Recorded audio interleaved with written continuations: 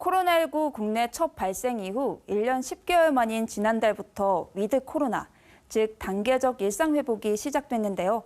그런데 한 달 만에 사실상 중단됐습니다. 4주간 사적 모임 수가 제한되고 방역 패스도 전반적으로 확대됐죠. 확진자 수는 물론이고 위중증 환자가 크게 는 데다 새로운 변이 바이러스, 오미크론 때문입니다. 전 세계가 다시 비상인데요. 오미크론 변이 바이러스, 어떤 것인지 키워드 이슈에서 자세히 알아봅니다. 세계보건기구, 즉 WHO는 지난달 27일 새로 발견한 코로나19 바이러스를 우려할 만한 변이로 지정하며 오미크론이라는 이름을 붙였습니다. 오미크론은 15번째를 뜻하는 그리스어 알파벳인데요. WHO는 발음상 혼돈을 피하고 병원군의 사람이나 특정 지역 명칭을 제외해야 한다는 방침에 따라 붙인 이름이라고 밝혔습니다.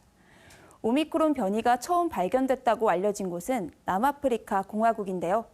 오미크론은 아프리카 대륙 곳곳에서 발견되더니 일주일 만에 전 세계 6대륙에 확산됐습니다.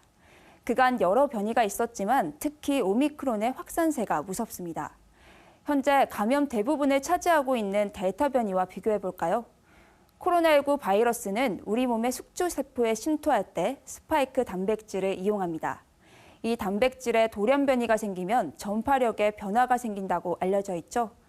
델타 변이의 돌연 변이는 16개인데 오미크론은 2배인 32개입니다. 돌연 변이가 많다는 것은 전파력이 더 크다는 뜻이죠.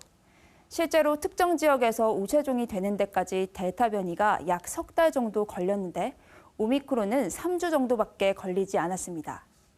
그렇다면 증상은 어떨까요? 아직까지 대부분 경미한 증상을 호소한 것으로 알려져 있습니다. 오미크론이 처음 발견된 남아공에서도 9월 말 이후 인구 100명당 신규 확진자는 30% 이상 늘었지만 같은 기간 사망자는 약 80% 가까이 감소한 것으로 나타났습니다. 증상이 경미한 것은 다행이지만 빠른 전파력으로 세계 곳곳이 다시 빗장을 걸고 있습니다. 오미크론 변이 출현 후 70여 개 나라에서 여행 제한 조치를 도입했습니다. 그러나 전문가들은 이미 오미크론이 빠른 전파력으로 이름이 붙여지기도 전에 전 세계로 퍼졌을 것이라며 입국 제한 조치가 무용지물이라는 의견도 나오고 있습니다. 우리나라는 초기 발생 지역인 아프리카 8개국에 대해 입국을 차단했는데요. 하지만 지난달 26일 인천에서 첫 확진자가 나온 이후 확산세를 보이고 있습니다. 현재 PCR, 즉 유전자 증폭 검사로 오미크론을 확인하는 데는 최대 5일이 걸리는데요. 조용한 전파로 이어질 수 있다는 우려가 큰 만큼 방역 당국은 이 기간을 단축하기 위해 연구에 들어갔습니다. 델타에 이어 오미크론까지 코로나19의 답은 없는 걸까요? 각국 정부는 추가 접종만이 해결이라고 말합니다.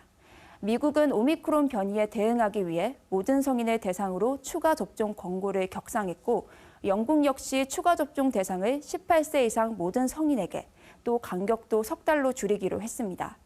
오미크론에 감염되더라도 추가 접종을 한 경우 중증으로 악화되는 것을 막기 때문이죠. 오미크론으로 주식시장은 물론 산업계도 긴장을 하고 있습니다.